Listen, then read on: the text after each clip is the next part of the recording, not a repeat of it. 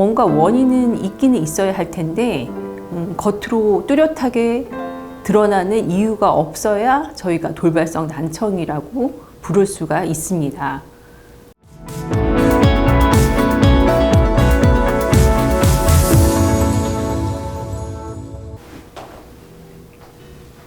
안녕하십니까. 소리의원 신유리 원장입니다. 오늘은 돌발성 난청에 대해 알아보는 시간을 가지도록 하겠습니다. 돌발성 난청에서 돌발성이라는 뜻이 갑작이라는 얘기거든요.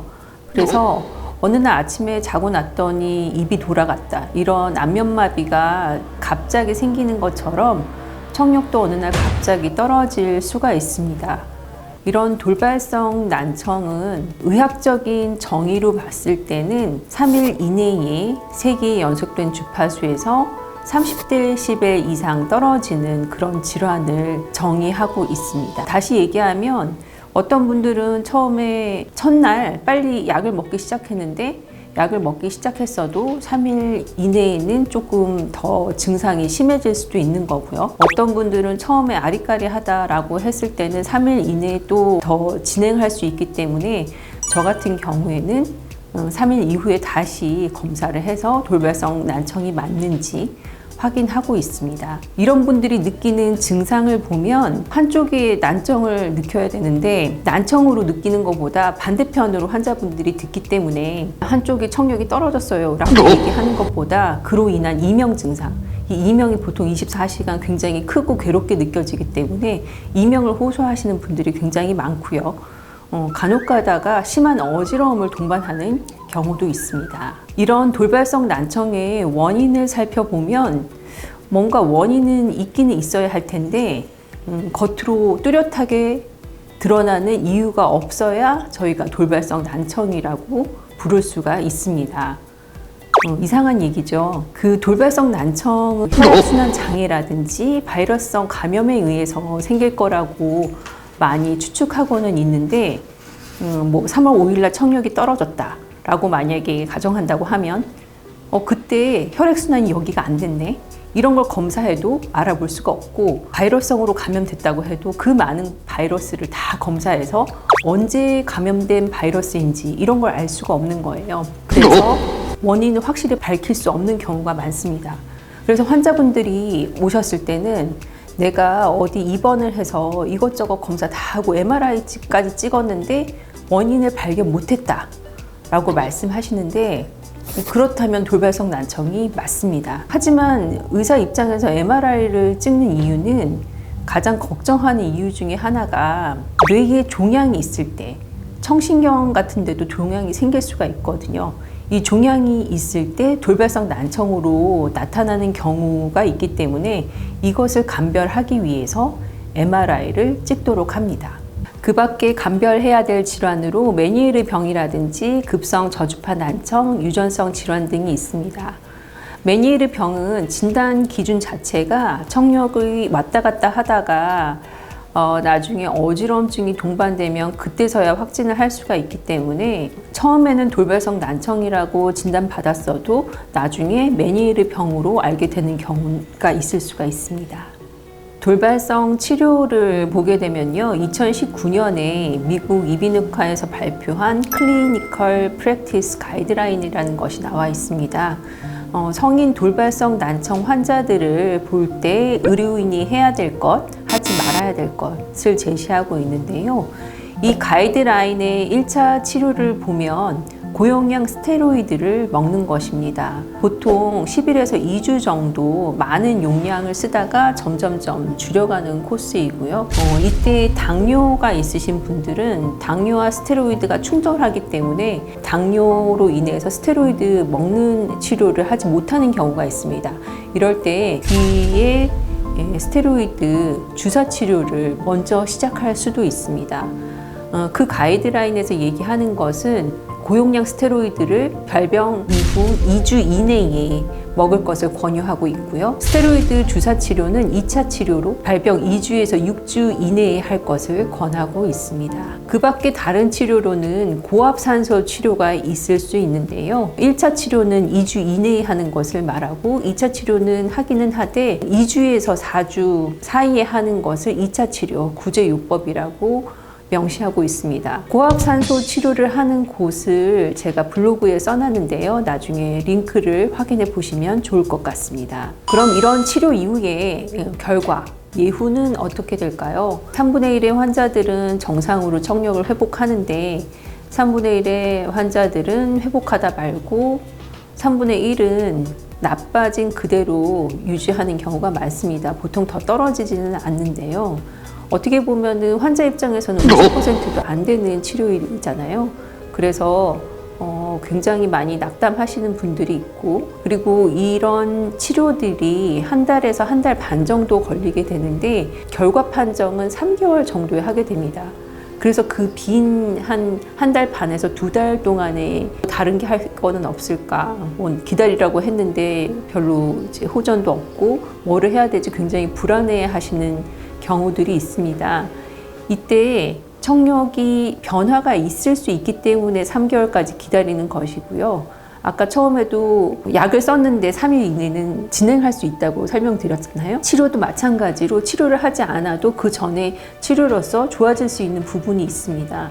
그래서 이 기간에 어떤 치료를 한다는 것이 그 가이드라인에 의하면 그 증거 중심의 치료, 에비던스 베이스드 라고 하는데 그런 치료법에는 맞지 않다고 봐요. 그러니까 그 치료를 하는 게 큰 도움이 되지 않는다. 하지만 청력이 변할 수 있으니, 좋아질 수도 있으니 3개월까지 기다려보자는 입장입니다. 그래서 이 시기에 환자분들이 오시게 되면 저는 그동안의 검사를 보고 빠진 검사들이 없는지, 치료가 없는지를 확인하고 설명해 드리려고 하고요. 환자분들은 이때도 역시 난청보다는 이명을 힘들어 하시거든요. 난청은 됐으니까 이명만 없애줘 라고 말씀하시는데 저도 이명만 없애드리고 싶지만 이 이명은 뭐 다른 난청이랑 별개의 병이 아니고 난청 때문에 이 세포들이 굉장히 많이 망가져서 거기서 무작위적으로 내는 소리이기 때문에 난청이 회복되지 않으면 이명만 약으로 잡을 수 있는 방법이 없습니다. 그래서 제가 지금 설명드린 것처럼 이명과 난청과의 관계에 대해서 다시 연결시켜서 설명드리려고 노력하고 있고요.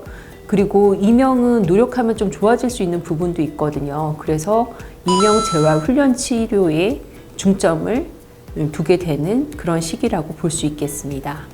네, 돌발성 난청 이후에 3개월이 됐을 때 저희가 결과를 판정하게 되는데요.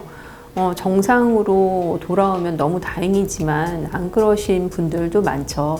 그럴 때 보청기를 꼭 껴야 하는지, 꼭이라는 말은 있을 필요는 없습니다. 보청기를 하시는 분도 있고 안 하시는 분들도 있는데요. 보청기라는 것이 워낙 이제 소리가 있으면 그것을 증폭하는 형태이기 때문에 소리가 어느 정도 들을 수 있을 정도로 남아 있어야 보청기가 효과가 있습니다. 그리고 돌발성 난청은 그 세포들을 많이 망가뜨리기 때문에 예쁘게 증폭이 되지 않으면 왕왕거리기만 하지 소리가 잘 예쁘게 전달이 안 되는 경우도 있어서 어느 정도 이 소리가 반대편의 청력과 조화를 이룰 수 있을 때 효과가 있습니다. 그러니까 이런 보청기를 선택하기 전에는 테스트를 꼭 저는 해보고 하고요. 하지만 이 이명이 굉장히 심한 경우에는 조심스럽게 보청기를 권해볼 수도 있겠습니다. 두 번째로 그 보청기에 조금 다른 형태로 크로스 보청기라는 게 있습니다. 만약에 이쪽이 잘 안 들리고 증폭할 때 예쁜 소리가 안 나온다고 하면 이 반대편의 소리를 실시간으로 이쪽에서 듣는 쪽으로 넘겨주는 형태인데요. 이렇게 정상인 쪽에